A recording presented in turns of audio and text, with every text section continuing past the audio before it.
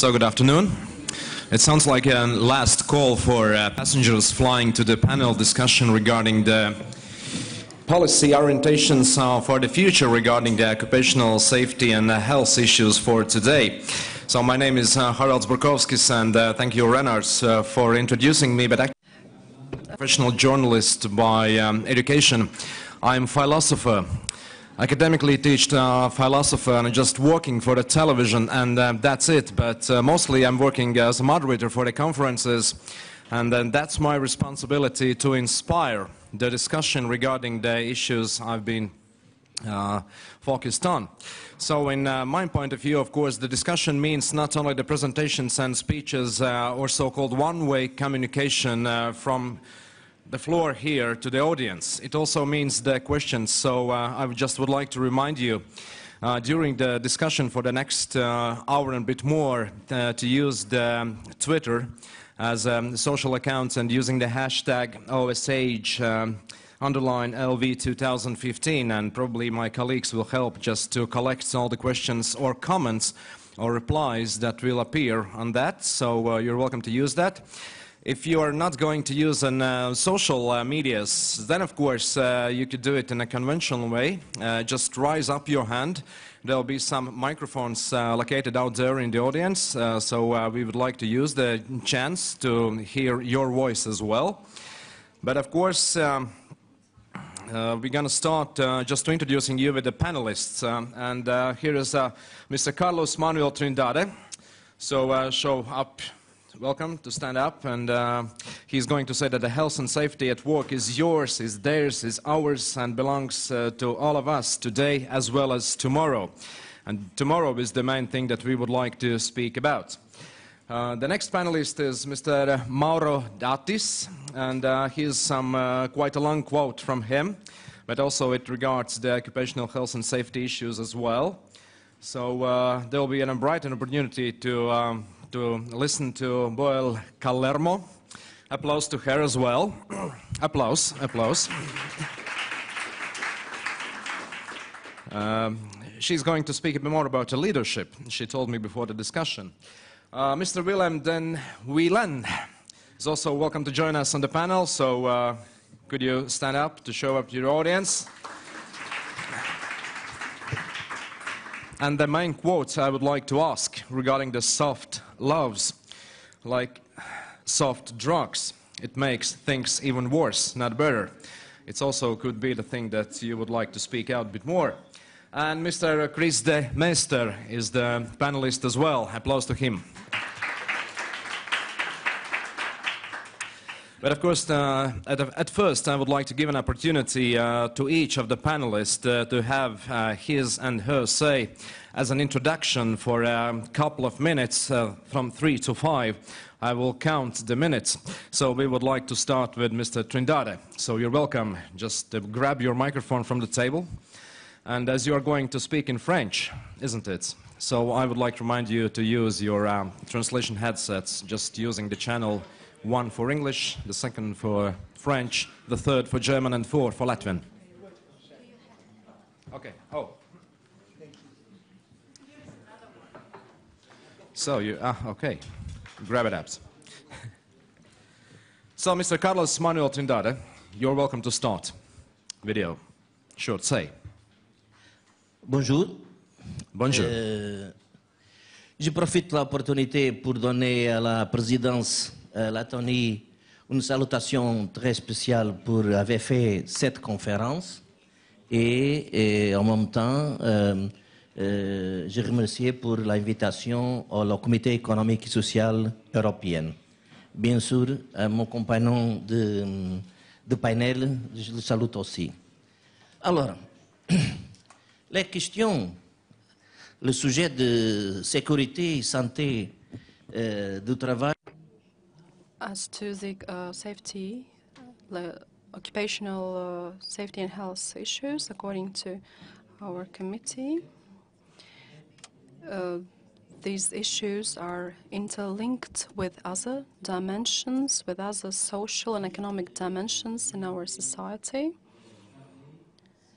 I would like to remind you of about 6 dimensions which in the Economic and Social Affairs Committee are very important.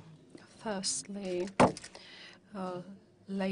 occupational conditions at the workplaces. We have to improve the work conditions, and this is our direct and primary priority: health protection and safety at work. Secondly,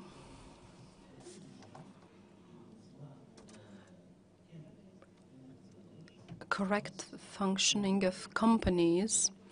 Sometimes employers think that the expenses that are invested in labor and occupational safety and health are wasted. But according to our committee, these resources could be treated as investments, because all the expenses that the employers invest in improvements of occupational safety and health are directly linked with productivity of work in the company. Productivity and competitiveness within the company's competitiveness on the market is of paramount importance. Social security is another important aspect, especially long-term social security in the whole society. There is a direct link of social security with health issues and demography of the country. There is a link. It is a fact that that people live longer today, and it would be good if people could live longer without illnesses.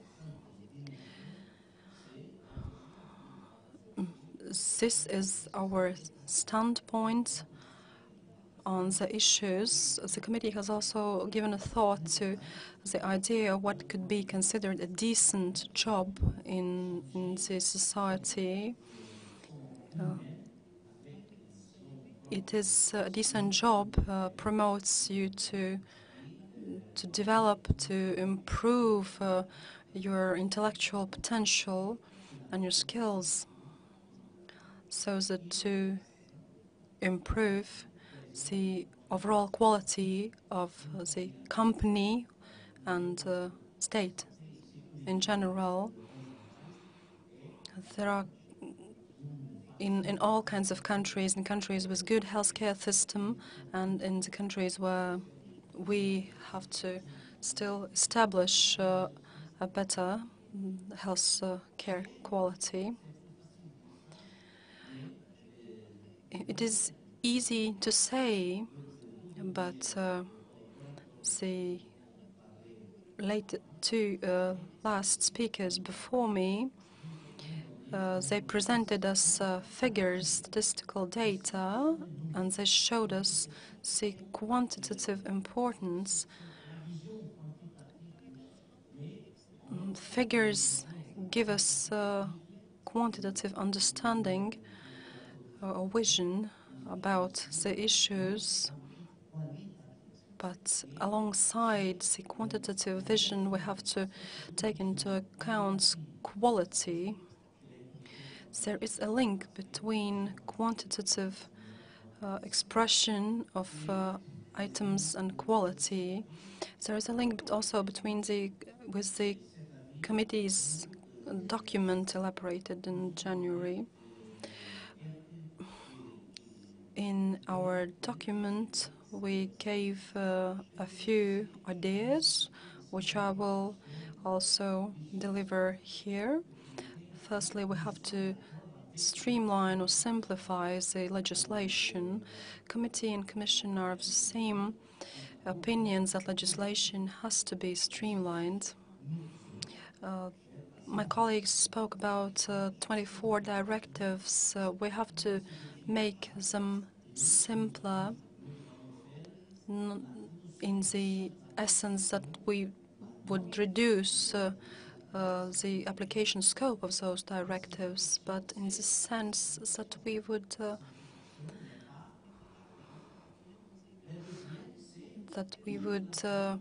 not repeal those directives, but implement them more productively. We have to channel our work at small and micro companies. We do know the problem that in the small and medium companies it is very difficult to acquire new skills and knowledge. But on the other hand, the small and medium companies require large administrative and technical support.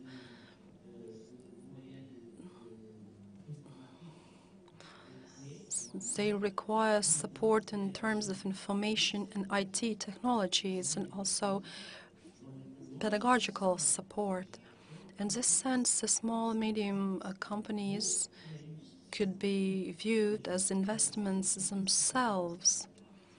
We have to invest in occupational safety,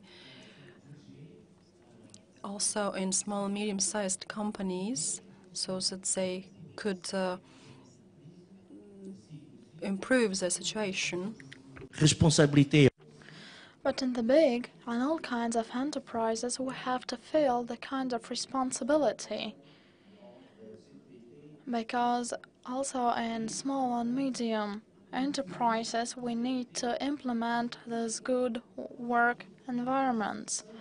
And we are now speaking about work safety culture, and we have several questions here. The first is investment, as I have already mentioned. The second is that all the social partners have to know the place in their economic domain. They have to bear their responsibility. Sorry? Okay, thanks. 1 minute, okay. You have to shorten up. Yep. Okay. Le troisième, c'est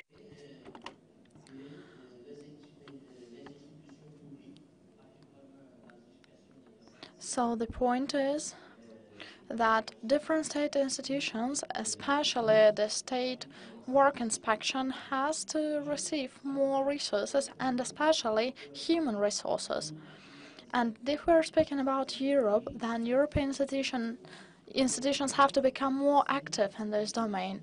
And in this dimension, we need to look on how all the dimensions in the end will create a new culture of work safety in each member country. Thank you.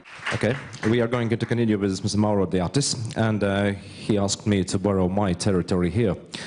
Sorry, welcome. 5 minutes. I start to count. Thank you very much. In our committee, we can speak our languages, so for us it's not easy. So sorry for my English. Ladies and gentlemen, I want to present our opinion. I was the rapporteur in the Committee of the Regions of the opinion that Teresa told. It's vital to continue to play a leading role in promoting, developing, and implementing high standards for working conditions both in the EU and worldwide, and supporting business growth and competitiveness by ensuring health and safety at work in times of crisis. This is the goal that underpinned the work of the committee, our Committee of the Regions, which in February adopted an opinion on EU strategic framework on health and safety at work, 2040-2020. I'm pleased to say that this opinion, and Teresa, I think that can confirm this, adopted by the Committee of the Region at February 2050 plenary session, was the fruit of listening carefully to all the stakeholders in the complex, interconnected chain of responsibilities and interests and of their participation and the technical contributions too.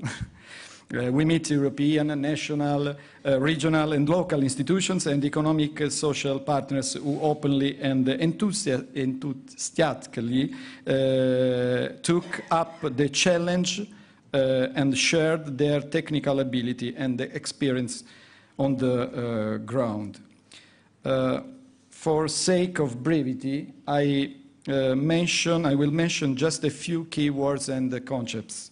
The role and remits of local and regional authorities, a culture of prevention, and a new business culture based on the principle that quality in people is a determining factor in the quality of industrial processes and products. Cutting red tape and simplifying existing legislation, especially for micro enterprises and small and medium enterprises, reducing disparities in legislation and implementation in the EU market, encouraging micro enterprises and SMEs, protecting the health of migrant workers, risk assessments, particularly with regard to new and emerging risks, and social dialogue, and statistics development of the database and information system. But we identified a major challenge in our opinion. That challenge is to launch a dialogue, to develop together, but seriously together, a new integrated view of European governance in the area of health and safety at work, to strengthen strategy and operational integration and union between the various competent EU and the national institutions. Dear ladies and gentlemen, dear Teresa, dear OSHA, there are currently over 17 different European players involved in the field in various ways and at various levels. It's not good, this. Too much? Yes. Too much? We think so much. A single steering body, this is our proposal, a single steering body, a European Sailtrans Steering Committee responsible for defining, coordinating and developing health and safety at work issues, preferably coordinated by OSHA, could play a more effective, proactive role in providing guidance, oversight and a point of reference for member states consolidating and implementing EU legislation on health and safety at work. This is some of our proposal. I would like, sorry, this is the final, but I want to tell this now. I hope that this opinion will be taken on board and have an impact of European Union legislation in order to further strengthen the European model of health and safety work and to tackle the new global challenges ahead. And I want to thank you for listening and to thank the Latvian presidency for this occasion. Thank you. Thank you, Mr. Datis. Okay. Boel Callermo is going to continue. Thank you very much. Latvian hosts, colleagues, thanks very much for the opportunity to be a part of this panel discussion. I have a few initial messages. Tomorrow, it's ILO's World Day for Safety and Health at Work. On this day, we emphasize the importance of preventive work built on a long tradition of tripartite cooperation and social dialogue. This is also a day when we honor workers who have lost their lives at work. ILO's theme this year is Join In, Building a Culture of Prevention on OSH. It means a call to work together. And this statement is an excellent introduction and context for this conference and this panel discussion. So that's my first message. We need to work together. We, the European OSH community, have many challenges and opportunities ahead, and we need to cooperate in our various roles. Some issues are to be managed in each member state. On other issues, we work together within the framework of an EU or global cooperation. On all levels, we must use the strength and the value of employee participation in OSH, the role of safety representatives, and the tripartite cooperation. My second message: when we analyze and plan measures, we need to look at developing OSH and OSH management as a system. Regulation, enforcement, cooperation, incentive structures, conditions at the workplace as work organization, leadership, knowledge and awareness among employers. Different actors are responsible for different parts in the system. All parts must function and interact well to optimally contribute to employers being able and motivated for good working environment. On EU level, we contribute in all parts of the OSH system. Legislation and policy-making processes are the most significant. We are in the middle of an evaluation process on the OSH acquis and have started the implementation of the Commission's framework and the Council conclusions.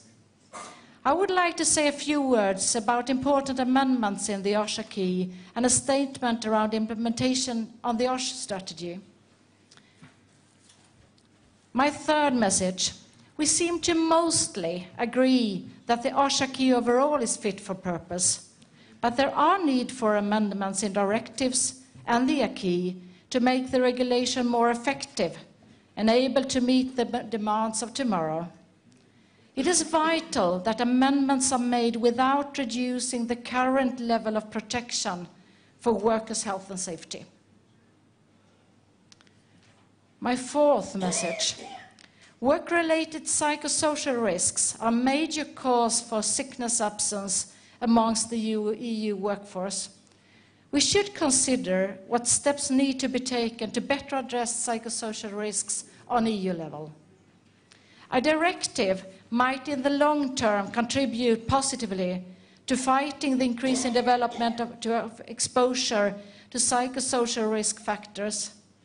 In the short term, this action is probably best directing by clarifying that the framework directive covers both physical and psychosocial risks. Number 5. MSD risk factors are not fully addressed in current main directives. The Manual Handling Directive does not adequately address today's main sources of MSD risks. An amended MSD directive needs to address the risk of back strains as well as strains in neck, shoulder, arms, and hands. This is also important from a gender perspective.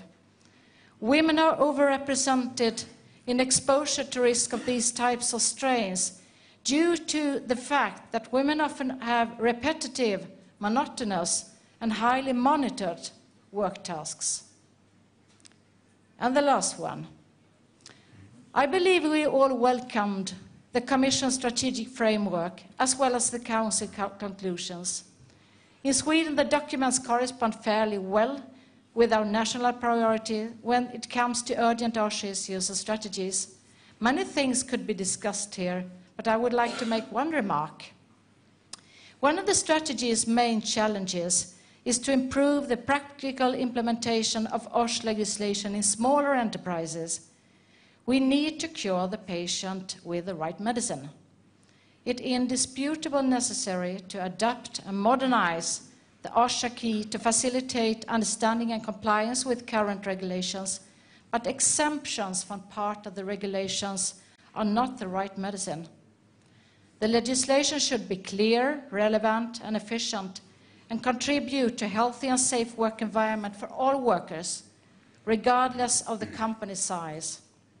With that said, we need to better understand the conditions of small and micro companies and support, by tailor-made methods and tools, the practical implementation of OSH legislation. Thank you.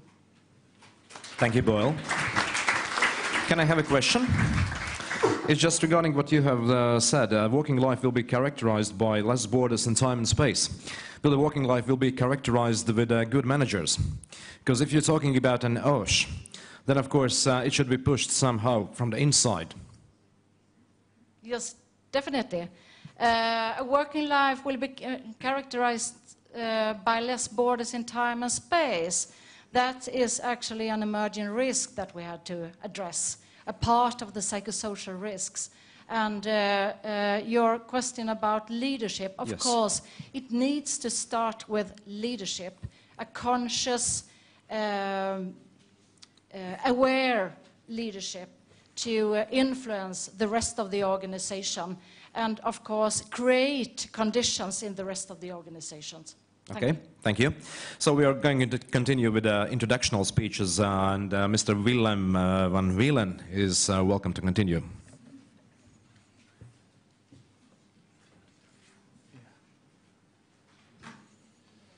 Okay, thank you. Thank you very much for giving me the opportunity for being in this beautiful town, Riga. It's the second best town of Europe. Of course, first Amsterdam, sorry, no offense. Let me first point to a few important data and figures I missed until now. Tomorrow, as said, it is Working Memorial Day, and for the unions that's a very important day. As mentioned, we will focus on those people who lost their lives during work. And that's why I want to mention a few figures. You know that 4,000 workers die due to accidents at work in Europe. And more than 3 million workers are victims of a serious accident leading to an absence from work of more than 3 days. 150,000 workers die every year in the European Union because they were exposed to chemicals and dirty and dangerous and unhealthy work. 150,000 workers. In Germany, 460 million days sick leave per year, resulting in a loss of productivity of 3.1% of their GDP. So these victims, I would say, it looks like we have an epidemic here. And what do governments when there's an epidemic? They come together, you see in Brussels, all these ministers every week discussing what to do. In some cases, the army is putting into place. That's what is done. The urgent measures are taken. And what's done in case of this epidemic? In 30 years, the European Commission made only 3 binding values for carcinogens. If we want to have 50 binding limit values for carcinogens, we will have to wait for 500 years. That's why Joseph Nimitz today gave your minister a list of 65 most used carcinogens in Europe, for which it is very easy to make European binding limit values for these carcinogens. They already have a limit value, so it's only a matter of choosing a right European level for these substances. But what do we see? We see a European Commission that itself is wrapped up in red tape. If the advisory commission is giving advice, what is the next step? An impact assessment. The advice goes to a regulatory board. There's a scrutiny board. And it takes much too long when the advice really is taken seriously and into action. Why? Because if we make an advice in the advisory committee, employers are smart enough to incorporate economical factors and think about the financial consequences. So I think if we want to push further, we have to work in Europe much faster. Saying this, it wouldn't surprise me that if we look at the evaluation of the implementation of the directives, it will be shown, and William also gave us some insight of his Essener reports, that the OSH acquis, together with enforcement by the labor inspectors, are the strongest incentive for companies to have health and safety policies. So we know what is the best thing to do. Having clear and good legislation and having an enforcement that is doing the job well. It is possible in Denmark. Why is it not possible in the Netherlands and in other countries? So I would say if we do focus on this, we will reach a better level of protection for all those workers. We saw this morning a few good practices, but on the presentations I saw bicycles, I saw an apple, I saw children playing after dad or mum comes back from work. Of course, it's very nice to win an award, and I really congratulate the winners, but it's not about health and safety at work. If you look at managing stress, for example, it would be wise to do something like Siemens and Volkswagen did. In Germany, they forbid to send emails after working time. That's a very concrete measure to stop this ridiculous continuous flow of information, even when you are with your family trying to eat and another email and bleep will follow. So that's what I had to say for this moment, and I think I did it in 5 minutes, didn't I? Yeah, it looks like it's 6.5, but don't worry about that. Thank you.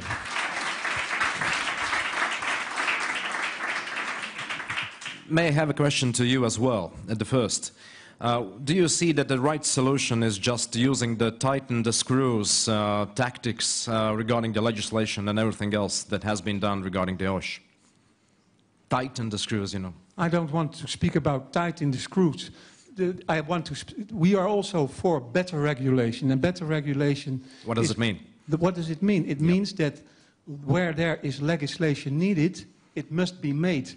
And where legislation is old-fashioned, it must be modernized. It's ridiculous. We have, on musculoskeletal disorders, we have directives stemming out of the 80s where you worked on a Commodore 64 computer. The older generation will probably memorize this computer.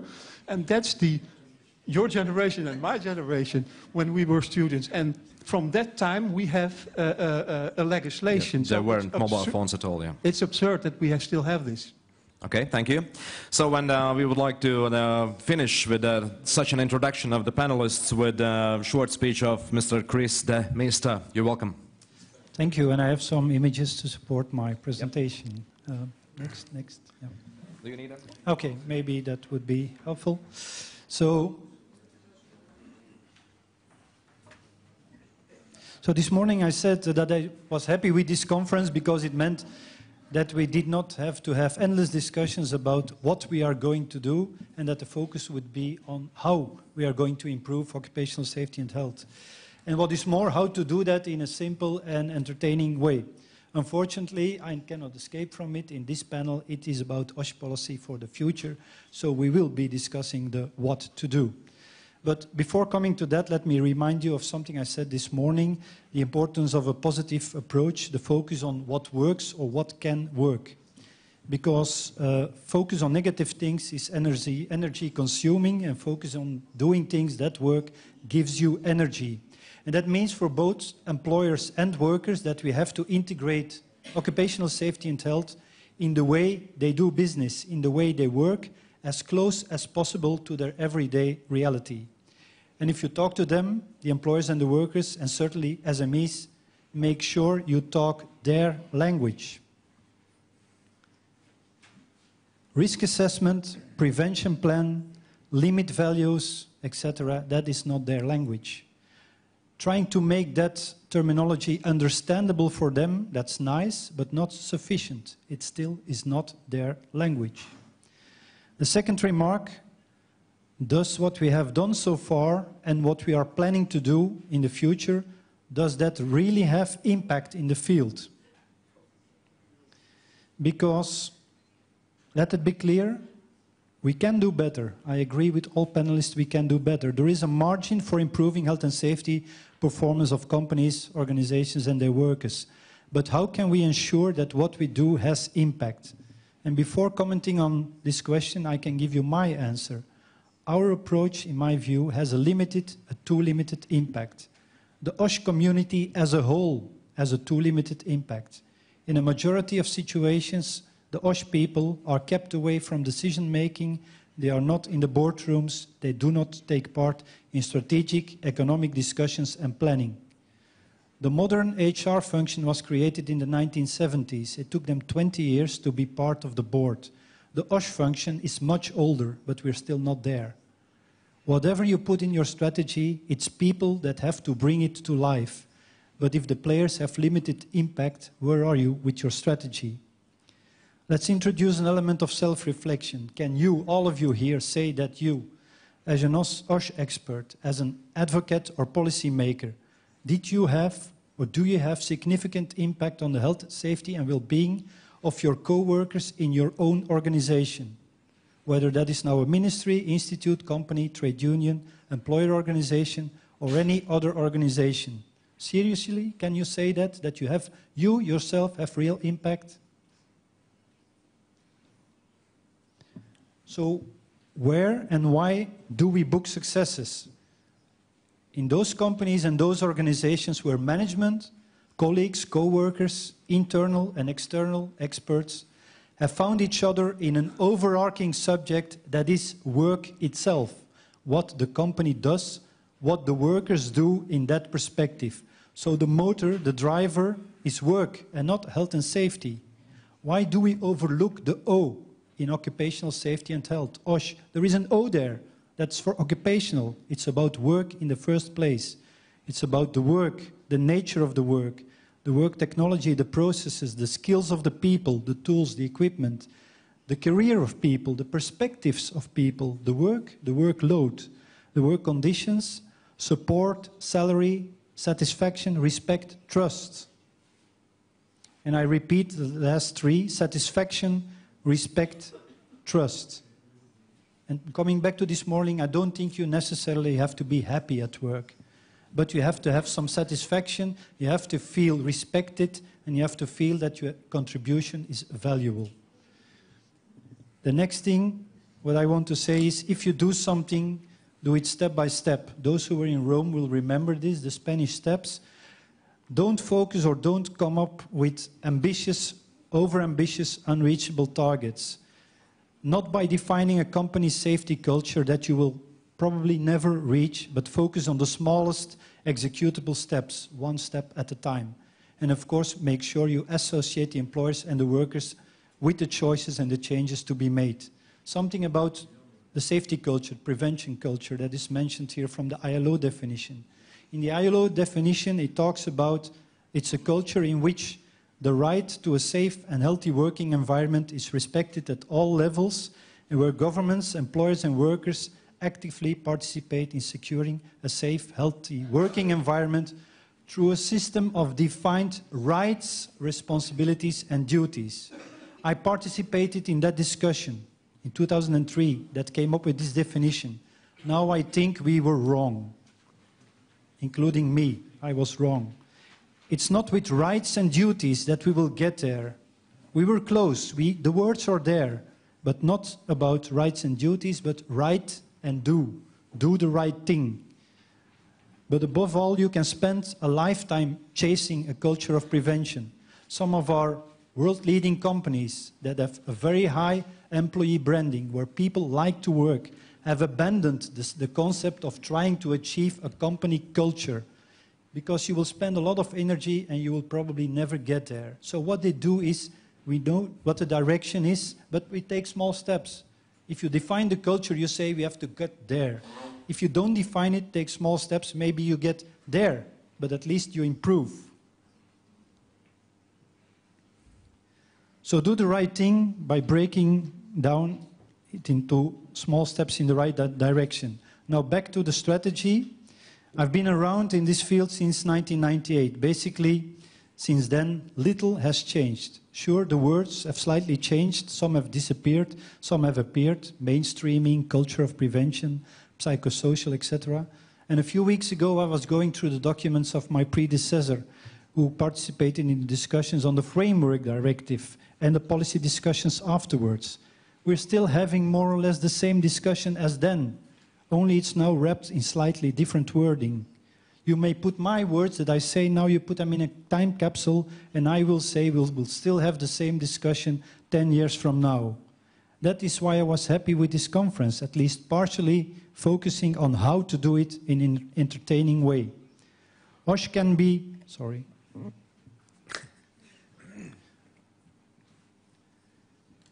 OSH can be simple and entertaining, but why do we then put so much effort in turning it into something complicated and boring? Remember the question I said this morning? I will probably continue to put effort in that last part, the complicated and boring, because it's part of my job. But more and more, I'm convinced this is not the way. We have to address the world of work in all its aspects together, including health and safety, not separately.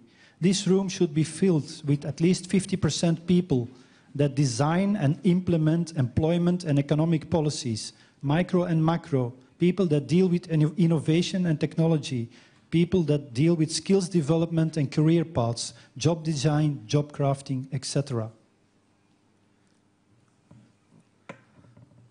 Are you close to finish? Yes, I'm close to finish. That's good.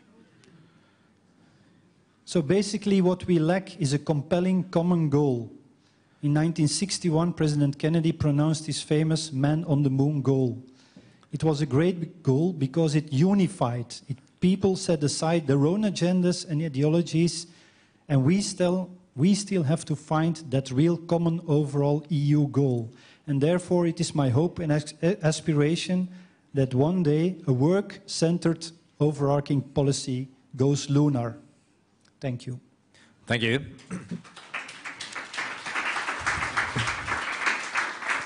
Do you have questions from the audience right now? Is there anything that you would like to ask? Just raise up your hand if there is something, because nothing appears within a Twitter account. I just would like to ask to you, turning back to your slide regarding the languages and speaking to and understanding to the head and understanding in the heart. What is the first smallest executable step that should be taken in order to switch to the right language and to the right understanding of the life and the OSH? Well, part of that answer was given tomorrow in some of the good practice examples. That is talk to people. Talk not about health and safety, but talk about their job, about their everyday reality. Who is going to talk? The colleagues, the supervisor. It depends, of course, on the hierarchy. If you have a more flat company with very low hierarchical levels, it's the team that has to take care and has to discuss work every day. What are we doing? Are we doing the right thing? Are there inconveniences? Is there time pressure? If so, why is the time pressure there? Are we not good in the planning? Did we lack information? Did another team screwed up and so now we are fucked? So that is talking about the work every day. But do you think that the governments as well should speak another language? Well, the governments are among biggest employers. That it is. In every country, their workers, and I know that from the survey, suffer more from psychosocial risks, have higher percentages of bullying and mobbing at the workplace. So before talking to the employers and the workers, they maybe have to talk to their own employees, colleagues, co-workers first. Practice what you preach, walk the talk. Okay. Is there anything that you would like to add after the listening to each other? One short answer to something my colleague here on my left raised, my trade union colleague, about And now I'm completely stepping out of my story because this was something really tangible about the 50 binding limit values for chemicals. And I have no Business Europe mandate, but I can speak as the chairman of the Business Europe Health and Safety Working Group and on my own behalf. And I think I at least can support that objective, because what we want for our businesses is a level playing field. The actual system that we have where each country has a different approach to limit values, it's also screwing up competition. It's not the main driver for social dumping, but there is a disturbance of competition.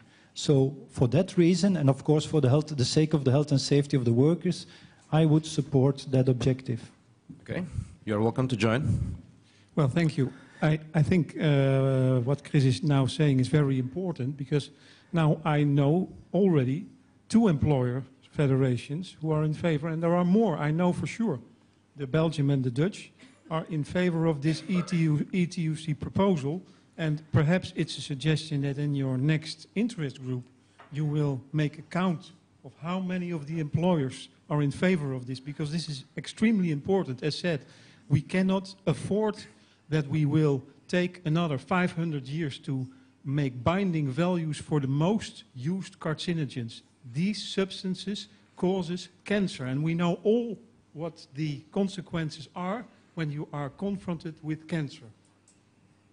Okay. So, Kris, I really hope we can work in a more rapid pace on this problem together, and we can try as soon as possible to establish these binding limits values, and let's try to avoid all these administrative burdens around the European Commission then.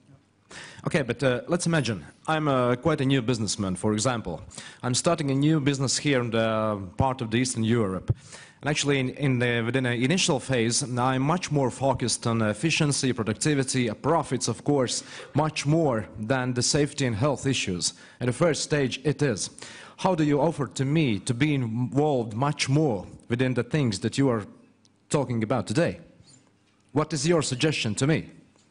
Okay, there is a legislation, there is a taxes that should be paid, there is I don't know, some very detailed regulations that I have to follow as a businessman, or just owner of I don't know, producing or something like that. What is your suggestion to me? So I would hope that the business you're entering in... You hope. Okay. No, I hope that the business you're entering in, that you know that business, what that business is about, what it takes, what the risks are, and not only the health and safety risks, but also the financial, the competitive, all the world of work, that I know what you're going to do. That is the first thing that comes to my mind. That is important, because if you don't know what this business is about, I'm sure that you will also screw up with the health and safety of your workers. I don't know where the money comes. You don't know where the money... Then I say don't start. I do know where the money comes from. If you see no market for yourself, don't start a business. I do see. Then but I don't care so much about security and health and safety. You don't necessarily have to. If you know what, if you're going to trade goods, dangerous goods, huh? Okay. And I hope that you know it's for example, that you know a lot about trade, but you also know that you're trading dangerous goods and not just goods. So we talk about the business first, that you know what you are doing. You're not shipping sand, you're shipping chemicals. So let's talk and see that you know what you're trading. Okay. Then if you need help, if you know what you're doing, then you maybe don't need even assistance. Okay. Okay, ladies and gentlemen, any other suggestions to me? Because that's an open question, because one part is the policymakers, like governments, the European Union, Commission, and associations as well, the lobbies. Of course, they are going to set up the strategies, the goals, the vision for that, but other part is, let's say, call it onshore, the companies where these actions must be applied and actually to be in place. And the question is how to involve the top management within the topic or the issues that touches the safety and health. You're welcome. The first thing is that I'm absolutely sure that you want to avoid accidents and diseases. So you need to raise your knowledge and your awareness about risks. And I'm sure that you want to avoid that. And the other thing is that there is an added value by investing in good OSH. €1 paid is €2 back, perhaps not in the short term, but in a longer term. And added to that is that you can expect the productivity to be higher, you can expect the sick leave to be lower, you can expect that that is an investment on your branding, your employer branding, if you have a low level of sick leaves, for instance. So that's my recommendation. Okay, thank you. You're welcome. Yeah, I also have a recommendation. Suppose that you want to drive a car.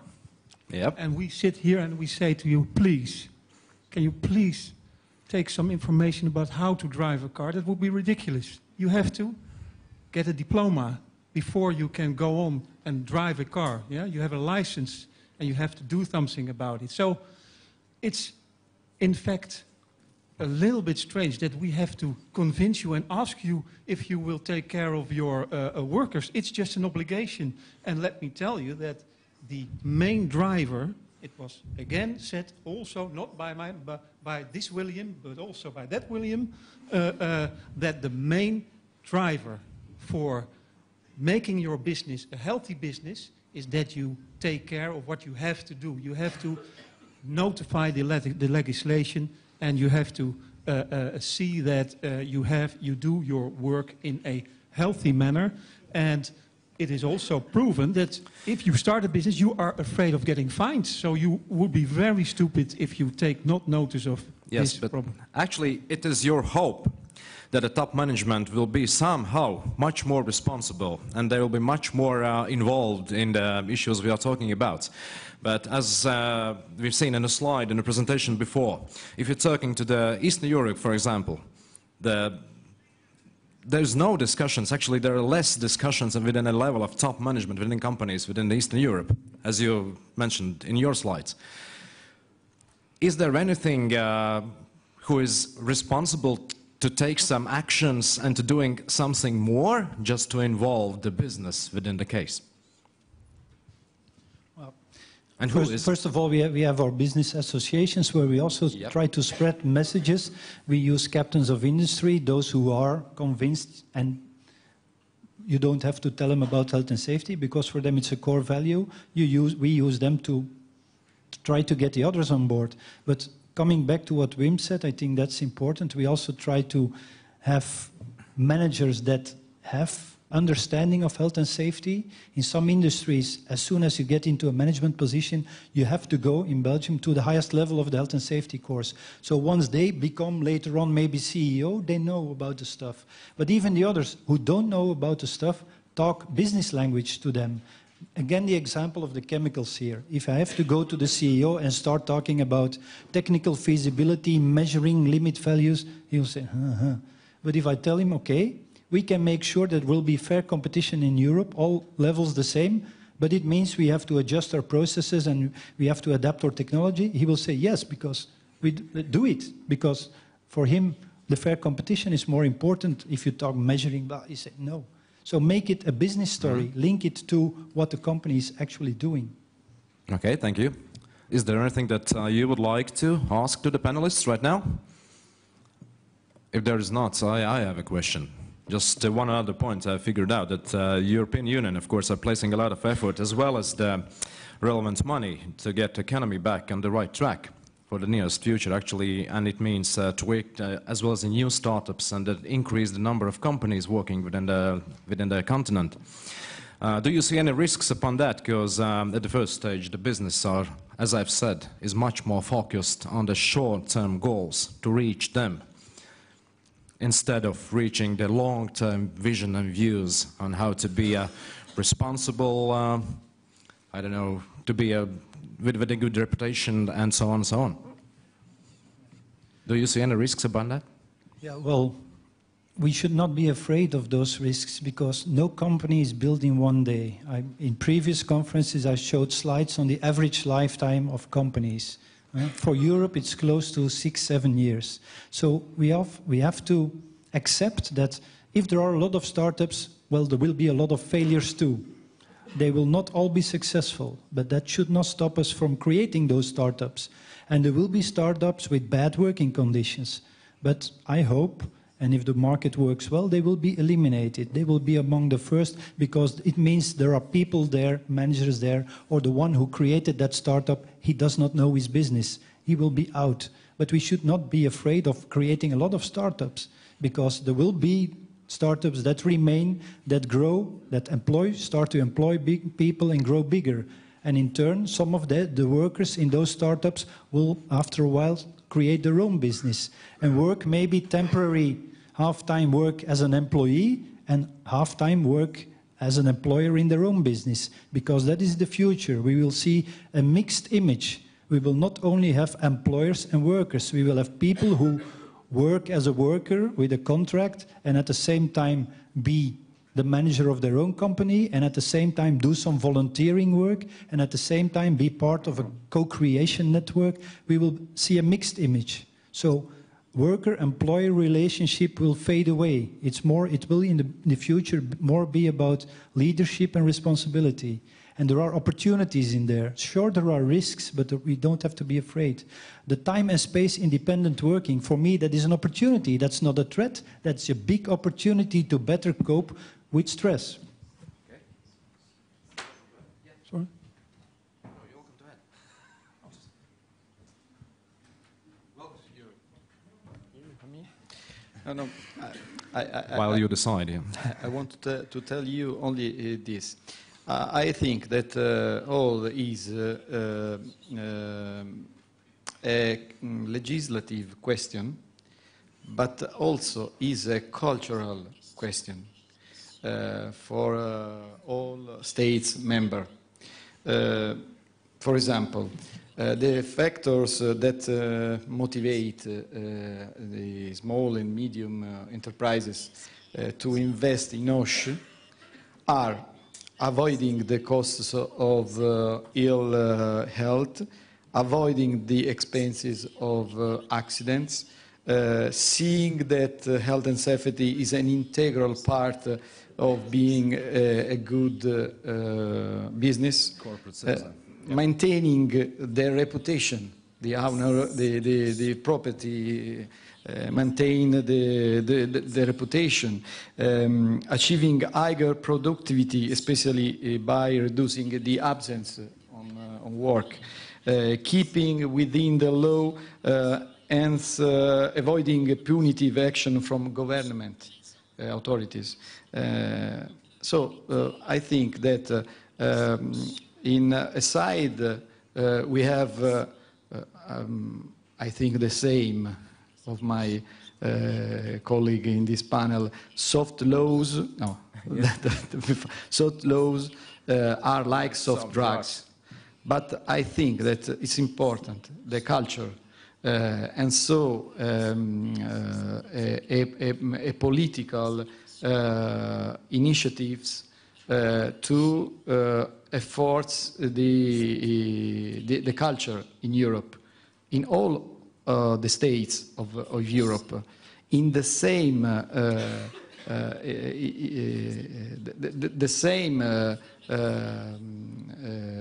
legislation, the same culture, if it's possible. Do you believe that's possible in the whole Europe? I believe. If not, I don't know why I'm a representative of the people. So I stay here for this. Okay. You're going to represent the workers as well, once again, so you're welcome to have your say. Yes. Is it still working? Sure. Yeah, Kris sabotaged me. So, always the same. But Kris. Employer side. I have a last very difficult question for you, my friend. No, but seriously, when we are looking at, we saw the award winners of the morning, and they emphasized culture in the company, and of course that's important, and enough information about health and safety is important. But what our main task for unions is not the employer that is willing to do everything on the good side. Unions are there for the employers who are not willing, deliberately, not doing the things they have to do. We are worried about so many companies where things really go wrong. Take, for example, the asbestos removing companies. I can tell you in the Netherlands it is terrible, it's awful. On a daily basis, workers are still exposed to the most dangerous asbestos, the blue one. And because Netherlands is one big pavement of asbestos, it has to be removed some way. But if you leave it up to small companies and you don't have a good enforcement, labor inspectorate, and you don't have a protective limit value for asbestos, then the dangers are simply there. You cannot keep it up to the employer, because the employer can then choose the level of protection by his workers, and that always leads to very dangerous situations. You have to avoid it. So it's on one part, of course, firm and clear legislation, and that's why I made the soft laws are like soft drugs. It made things worse. To have a equal level of protection for all workers in all companies, you have to have a clear, comprehensive system of legislation. And on the other hand, of course, you have to have a lot of good information, but you cannot get alone with information and good practices. You will still not get rid of the population of employers and companies who are doing things in a wrong manner. Okay, could you pass the microphone to Mr. Trindade? Merci. Votre question, c'est très important, parce que nous avons besoin aujourd'hui, pour toute l'Europe, beaucoup d'investissements. Excusez-moi, mais c'est la question de la langage de notre Europe. This is a question about investments, about making investments in Europe.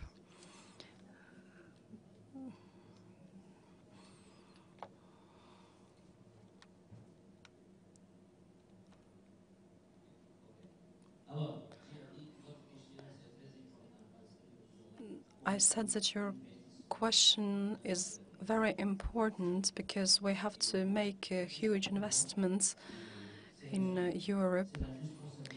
My question is that it refers to responsibility. Everybody has to take responsibility in front of employees, public. We have to be responsible for the others. Some of the people in the room might be paying the taxes and doing complying with his or her obligations in front of the law. We do need entrepreneurs. Being a representative of the employers, I can say that an employer not complying with the occupational safety laws, then I could say that in my country, which is Portugal, such an entrepreneur not complying with the legislation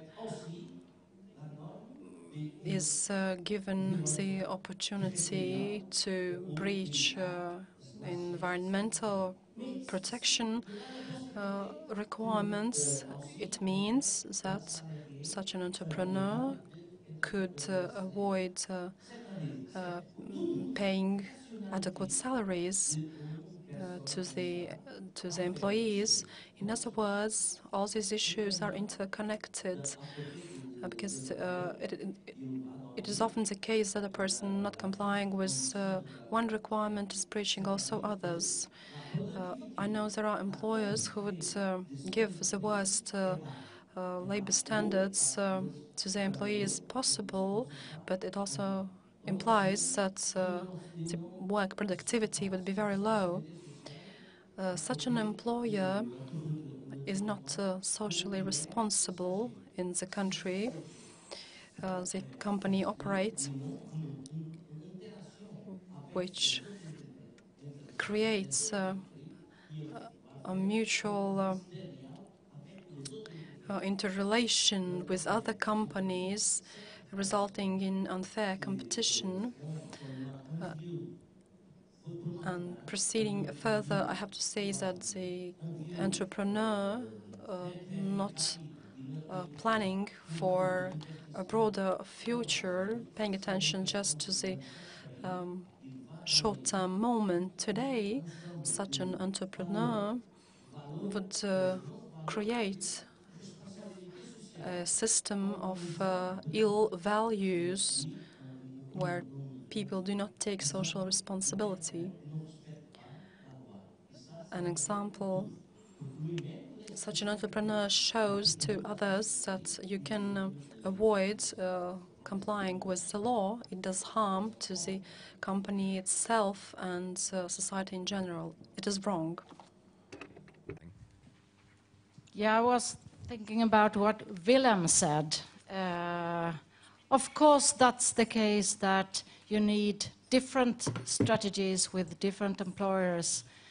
There are employers that need to be forced to fulfill the legal obligations, and in those cases the legislation is of course very important, and the enforcement is very important. It needs to be efficient, we need to have the right methods, and we need as well have sanctions to put pressure behind the words. Other employers are motivated, and those are part of a group where we can work with knowledge and awareness raising activities and guidelines and tools and so on. But you need different strategies. Okay. Anything else? Yes. Also, maybe replying to what Wim said about the asbestos removal companies. In Belgium, we call them cowboys, those who don't respect any of those legislations. And when you have cowboys, yeah, you have to challenge them for a duel to eliminate them. And I think if you talk to the rest of the branch, because in the branch of asbestos removal, there are companies that try to do the right thing, that use the right methods. And I disagree with Wim when he said it's SMEs that are bad. They can be bad. I didn't say. Okay, then we agree. There are players that screw up things for the rest of the branch. So also we didn't challenge the branch to sit together and to talk to them. Can we have, on top of inspection and on top of enforcement, can we have use other mechanisms to short-circuit those cowboys? In Belgium, in construction, that is happening now. They are working together with the government to find a strategy to eliminate the cowboys in construction. That is possible. And in reply to what our colleague here just said, I represent employers, but I'm also a worker, I'm an employee. The moment that I feel that I have no satisfaction anymore from my job, and there is no respect for my employer, I will quit my job and go somewhere else. Now you can say, okay, but not everybody can do that, there is not a lot of jobs, etc., etc. But again, let's talk together. In a branch, and again I will take the asbestos removal, say you want to short-circuit two of those cowboys. What will happen with the people that work for that employer? In that branch, they're always looking for qualified people, and they have experience. Okay, they have experience with a bad employer, but they have experience. Talk to the branch to pick up the workers, because they are lacking technically skilled people to do asbestos removal. So challenge the branch. And maybe there are some cowboys also among the workers. Sorry for them, but probably they will have to go to another business. And that is my question to the trade unions. Try to empower more your members to look at jobs in a broader way. No longer the one employer, one lifetime job, but empower them for the future, make them ready to be open for change. As long as they have a job where they feel valued and respected, I'm sure they will make the step. But now we're trying to cocoon them, to keep them in that job, even if that job does not fit what they are actually capable of, and then in the end they get sick, stressed, etc. So I'm asking them to try to be more open, to try more empower their own people to be open for change. One more comment in short form. Yep. Kris, don't have to be worried about our empowering our members. So that's it's not a burden on your shoulder. We do our very best. But I would like to say I have 2 children, and they both are really well educated. Both cannot find a job at the moment. They only can work on a 0 contract. They can only do flex work for a week or a few weeks, and then it's off. Both cannot build up a sustainable life at the moment. So that's the situation. And then speaking about, well, empowering and changing your job, I think that's an interesting discussion, but not for the moment, because I think then we would quarrel up, not in health and safety, but other subjects. I would like to go back to health and safety itself and look into the SMEs, what solutions are there to enhance their performance. Well, I think there is an OIRA device. You can make your risk assessment digital by internet. Why not giving SMEs the possibility to send this risk assessment, for example, to your own labor inspectorate?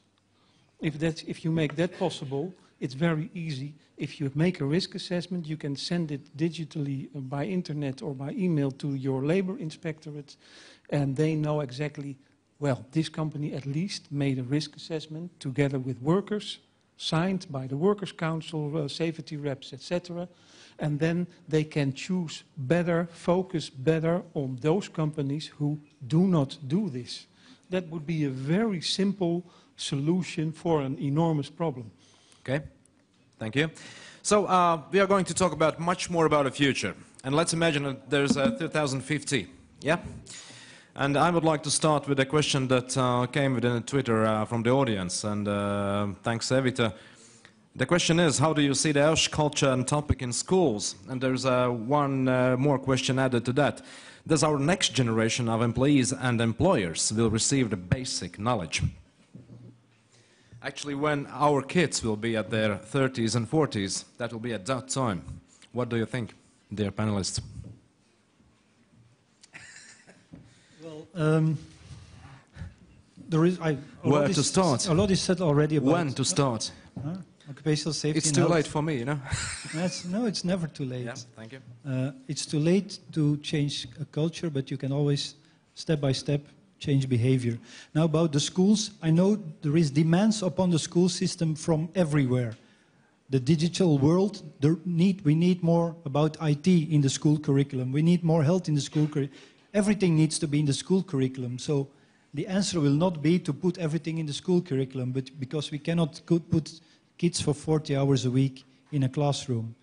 So for me, the health and safety, it's not something that you have to learn at school, but the schools have to be an environment where health and safety is respected, where the working and the learning conditions are respected. I've been visiting Norway to kindergarten school, and I was amazed that in the small the garden of the school, there was a small motorboat, and at the age of 3, 4, 5, the kids learned how to safely on board that small motorboat, how to use the motor safely. But that's because of the environment they are in. It's part of their culture. But it's the same thing in the rest of the world. It's the environment that can stimulate whether you behave safely or not safely. If I come, and I will go back to the example of the car. If I drive in a street where there are big holes in the street, there are no lines, no traffic signs, whatever. It's like in Riga. I will drive carefully to avoid the pits, but I will probably break some rules. If I'm in a controlled environment where everything is okay, the chances that I behave safely are greater. So for me, the school environment has to reflect a health and safety working condition. Okay. The question for all of the panelists right now is, of course, you set some list of issues that should be covered within the nearest future regarding the simplification, the elimination of the number of directives, to decrease the institutions involved in the issue, of course. But even if everything will be done, the question is, what will be the main challenges? regarding the OSH within 2050? Who would like to start? There will be a topics to remain, isn't it? There will definitely be conditions to tackle during 2050. And one will definitely be that there will be fewer young people to comfort and support a huge group of elderly people. And that means that there will be fewer people in the workforce. So demography. Because of the demography. And that means that the competitiveness in good OSH could be perhaps better and give positive effects. But the risks are that these risks for psychosocial problems and so on could probably be quite high during that time. That's one thing. Thank you. Welcome to continue. It's very dangerous and risky to look into the future. I don't know how many years on, because, for example, if we go back, imagine how the workplace was when we go back 35 or 40 years. We didn't have an iPad, we didn't have iPhones, we didn't even have a computer, perhaps. A Commodore 46, yeah. So the world looked totally different. And if you ask then people how would it be in 2015, I think, well, a lot of people were making statements that did not apply to today. So, but of course, I think the main challenge is to make young people aware, even when they, especially when they do, when they are learning at school a specific occupation. Then it's the time to make them aware of, do you know what will happen when you are on the labor market? Do you know something about health and safety? Do you know the existence of a working council? Do you know what a safety rep is? Do you even know what a trade union is? If you ask a lot of young people, do you know what a trade union do? Then they say, no idea. And that's, I think, a very important aspect of our work. We have to make the young people aware of the consequences of going into the labor market, so their expectations will be matched with reality. And if you don't do that, a lot of young people will, and you see it already now, a lot of young people are in their first job already confronted with a burnout or enormous mental problems because they didn't realize what work was. So we have to focus, I think, much more earlier than we do right away, to young people and people who are ready for going on to the labor market. Okay, thank you. Who else would like to add? Yes? I'm right. To imagine 20 and 50, I think that the game could be to remember how this OSH was set around 50 years ago. For example, we have to consider that in UK, the Employers' Liability Act was adopted in 1965.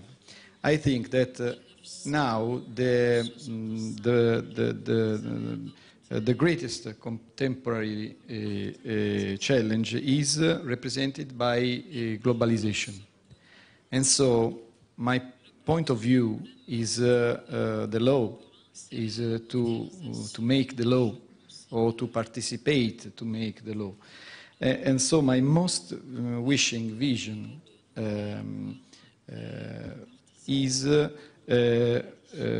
for the OSH in the medium and long term to progressively achieve a shared worldwide and unified framework of values, principle, legislative, and European Union of Health and Safety.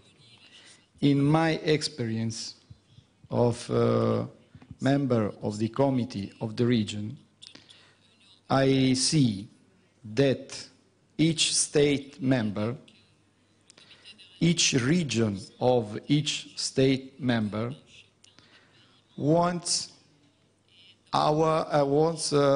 his priority, his power on health and safety. Is a fundamental question. I think that this is the first question in the European legislation. My colleagues saw that there is a difference between the theory and reality. Theory and practical, yes. When I go in Brussels, I know the theoretical. But when I stay in my region, I know the practical, and it is different. The gap. Yes? Well, there was one thing that we didn't mention today, and that's also the negotiations that goes on behind closed doors about the TTIP treaty. It wasn't mentioned yet, but in the Netherlands, this is at the moment a big issue, because when you look at the American legislation and the European legislation, for example, when we speak about health and safety, for example, if we speak about chemicals, the legislative system in the US is much lower, the level of protection, than in Europe. Softer. So what we, and if you want to have a free market, these different legislative systems must be adapted to one another. So this is a very important issue, and some people think that there is a connection between the refit operation and the TTIP operation, because it's perhaps not so coincidence that these two things are going together so well at the moment. And why take things so long in the whole refit operation? Is Mr. Timmermans perhaps waiting to have more news about the TTIP assignment he has to do? That's very unclear. So I think we also have to be aware that there are bigger issues than only refit. And as long as we do not have any clear picture on that, we are still walking in the dark, so to speak. So I want to raise this matter. Perhaps at the end of the day it's a little bit confusing, but that's it. Okay, thank you. Well, responding to that, again, theory and practice. TTIP, the Transatlantic Treaty, is a great opportunity as long as we can build in the appropriate how do you say that, safeguards. And on chemicals, well, if you purely look at it from the legislative point of view, licenses to operate and thresholds, you say the level is lower in the US. But in practice, they use control banding. And in a lot of cases, that has proven to be much more effective in protecting the workers. So theory and practice.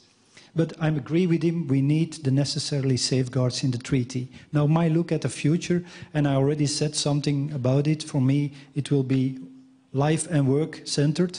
Work will still be an important part of our lives, but the challenge will be to completely merge the two, to find a balance between work and life.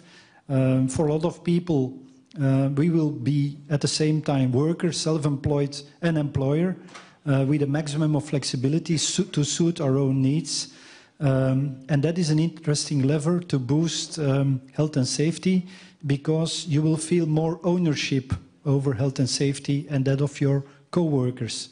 So I hope in the future the policy will be work and life centered with occupational safety and health as part of that. but, and I have to contradict my neighbor on the right here, the working population will not shrink.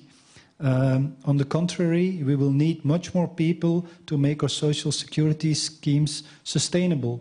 There will be more people retired, so we need more people in the labor market to pay for that. And that will come through, whether we now like it or not, it will be immigration. Sorry, but that's the Trend Watch, OECD Trend Watch. And even if you look at the past and the countries now with high unemployment rates, still now they have more people in the labor market than they ever had before. And that's mainly due to the emancipation of women in the labor market. So the labor population will still increase because we need it in Europe. Globalization is not a threat, it's the same. It's also an opportunity, a challenging opportunity. But we cannot discuss tomorrow at the ILO about Workers' Memorial Day, Health and Safety Day, and at the same time decent work and an inclusive society for all. That means we also have to give chances to the South, the people in the South and in Asia. And that means maybe, yeah, that will threaten Europe. Modify or mummify, that will be the challenge for Europe. And if the last thing I'm going to say, and maybe my employer colleagues will kill me for this, but I made my risk assessment. In 2050, we will no longer have refit. We will have we fit. The we referring to something that we all want together. Governments, employers and workers. And the fit with a focus on taking the appropriate measure to deal with the risk, both in terms of efficiency as effectiveness. So it will not, the words simplification, all of that will be gone. We and fit, appropriate measures. Thank you. Okay, thank you. And Carlos Manuel, you're welcome to finish that round regarding the main challenges within the future. Merci. Bon, parler avec une différence de 35 années n'est pas un défi, mais une provocation, je dire moi-même. It is a provocation in such a distant future. We can say that we can anticipate what could take place in 2050. In my opinion, science and technologies would have reached a higher level.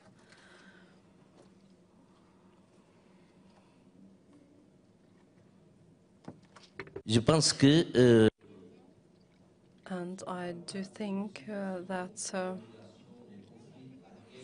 I don't think I'm talking about immigration war. I'm simply talking about regular development of science and technologies and their correlation with the economic and social dimension. The social aspects and economical aspects in the whole of society will cause a completely new situation. It will develop into a situation which we cannot think about today. If anybody 35 years ago could have imagined what new things we would have as regards IT technologies, would have explained us all the things we have today, the rest would think he was nuts. I think that in future we will have to face the risk of new illnesses. The occupational safety issue will be topical for the companies. We will need new instruments to tackle the problems, and I'm sure that such new instruments will be developed by 2050. In 2050, we would have a situation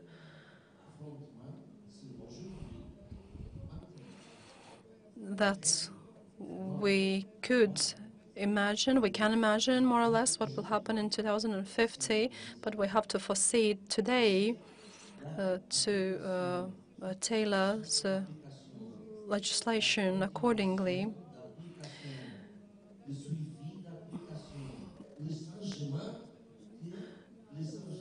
The work we have to implement, we have to think about what we will have to do in 2050. We should not think about the exact technological developments in such a distant future, but we have to think about the tools we will use.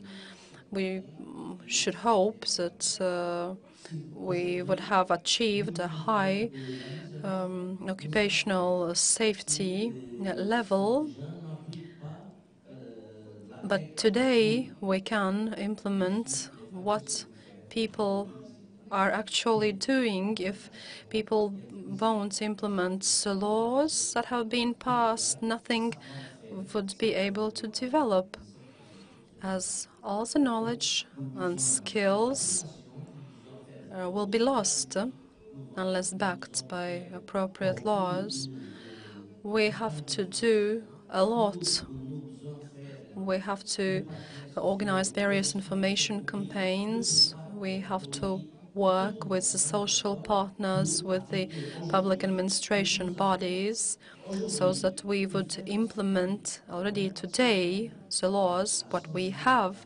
We should proceed like this, taking into account that changes will be needed. For you to have the question to any of the panelists, if you would like to ask something specific to your colleagues, it's your turn. And I don't know who is about to start, but we would like just to have a finish within some let's say 10 minutes. I have no question. You have no question? Okay. You have no question? Okay. And tusen tack, merci beaucoup. Who is about to ask? You're welcome. Question to actually also the Commission. Okay. What's the name of the program now that is used for funding activities? It used to be Progress. Now, EASY. Easy. Is it possible under EASY that in the framework of the Luxembourg Advisory Committee or whatever other framework that we create room for informal meetings, talks, with people that want to engage in a real dialogue, not about legislation, etc., but about pillars for a strategy, about levers for change, about things that work? Is that possible to create room, to create such a platform with people with a positive approach willing to contribute to this vision for 2050? Okay. The question is, who is about to answer? Yep. Thank you. Yep. Okay, thank you very much. I think that the issue is not that much about finding the funding for that, because what you're talking about doesn't need much funding. It's more about an approach of engaging continuously in discussions with stakeholders. Until now, the approach, and you know it better than I do, of course, has been more an institutional one. We have been doing that either through member states or in the framework of the advisory committee. But any idea which would foster better communication and being able to have a better grasp of reality is welcome. So we'll be looking at that, taking into account in particular that they don't see a money issue here. It's more a matter of attitude and of wanting to engage with people who have new ideas and bringing together the OSH agenda. Okay. Will you add something? Yes. Thank you, Mr. Chairman. My name is Hannu Stålhammar, and I'm coming from Finland, the Finnish Ministry of Social Affairs and Health and Department for OSH.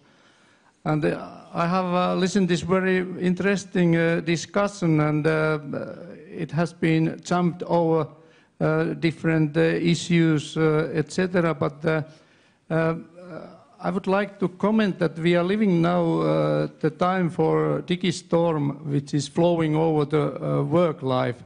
It means changes all the time, perhaps for the year 2050. And that's why when I started my career at 7 years old, I got an APC book in my hand. And now children in Finland, they got iPad. And this means very, very quick change. And that's why, in my mind, this year, 2050, is too late if we think about the main challenges for OSH issues. And it means that we have to have trust, respect, and actions for occupations. I prefer Boel Callermo's 6-top list, and especially no space, no time.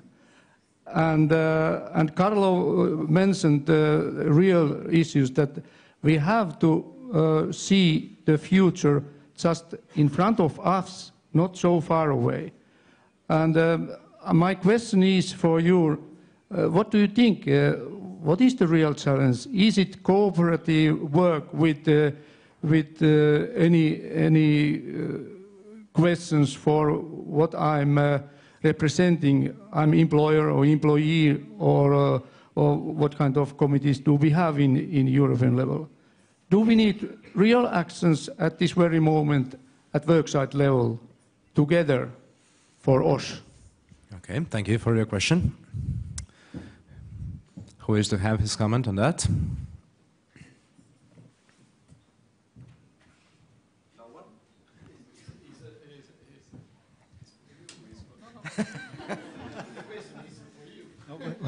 Well, so typically, you know.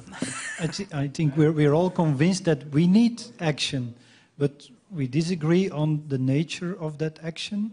Not on all things. We also agree on part of the elements of that action, but we have. Standstill is going backward, so that's not an option. And you mentioned the changes. Well, the pace of the changes will still increase. We already know now that for 50% of the jobs in 7 years, they will no longer exist, or the job content will have changed. So change is the law of life, and those who continue to look at the past will certainly miss the future. So dealing with change is inevitable, so we have to find ways to comfort both employers, because a lot of employers are also afraid of the future. Will I still have a future with my construction company when all those contractors come from the east and maybe from the south? So, and also the workers, we have to comfort them to better cope with change. And it's not easy, but as you mentioned, trust, respect, that are already two important keywords. And what we know from the presentations this morning, talking. Talk to each other. Thank you. Is there any other questions from the panelists to the audience or vice versa? Yes, you're welcome. But we would like to keep it short. Well, 4 minutes are left. Speaking about action or non-action, I would like to give all the people here in the room the opportunity to say a yes or no by raising their hand. Okay. And see if that's possible. So here comes my question. Since the announcement by the European Commission in October 2013 of its decision to suspend all ongoing initiatives on health and safety, 150,000 lives have been lost. And now comes the question. This European Commission's approach is a responsible approach towards this problem. If you say yes, you can raise your hand now, and don't feel. I ask you personally, so you must, for a moment, forget that you are a representative of any employers or workers. Your personal opinion: is this a responsible decision? Yes. Is this a responsible decision? No. Well, I see much more hands in the air than the yes ones. Those who didn't give an answer, no dinner for you tonight. So again, yes? I see one yes, that's very brave. And again, the no's. Yes, it's... And there is no opinion, no opinion at all. Well, there is some opinion, because most of the people say no, so that's my comfort. Okay, you want to respond on this?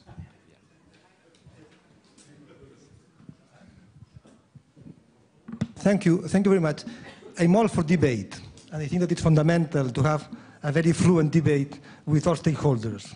I'm all for not agreeing on the causes and the solutions, but I think that we should be very careful when we ask about that kind of questions. I think you're making a link here which is very difficult to prove. If only by legislating there would be no more fatal accidents or fatal diseases in Europe, things would have been sorted out. So I plead to you, frankly, to be very responsible in the kind of questions that we ask, and that we continue our debate on very solid grounds, and that of course we disagree. I have no problem with that, but I don't think that you can make a direct link between legislation and life or death. Thank you. Thank you. So, I would like to finish right now and would like to hear your applause to the panelists for today. Thank you.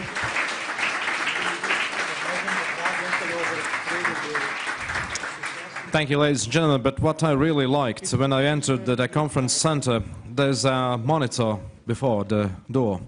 There's said that from strategic framework towards effective implementation, OSH can be simple and entertaining.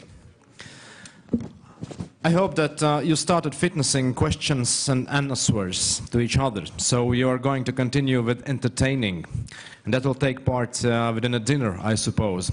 So Renars is welcome to appear on stage to welcome you, just to have a note on where and at what time it will take place.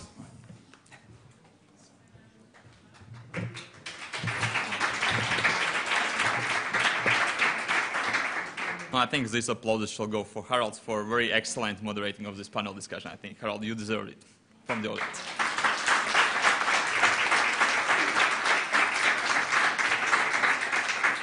Now, indeed, I have some information for you, valuable one, for this evening. And first, again, I'd like to remind you that at 7:30, 7:30, you are really expected, all of you, for dinner. And dinner will take place in National Railway Museum, which is on the other side of Daugava. As I said before, for our foreign guests staying in this hotel, there will be 3 buses for you provided starting from 7 o'clock, and the last bus will be leaving 7:10. So please, again, be on time, don't miss the bus, so you will not have to walk over the bridge, which is quite a long walk. So, for tomorrow, we start the conference at 9 a.m. sharp. I hope you will all be present. It will be not that late as today. But before I finish for today, I'd like to ask 2 more rounds of applause. And the first, I would like to ask for our interpreters, who did a beautiful job today, helping us for communication.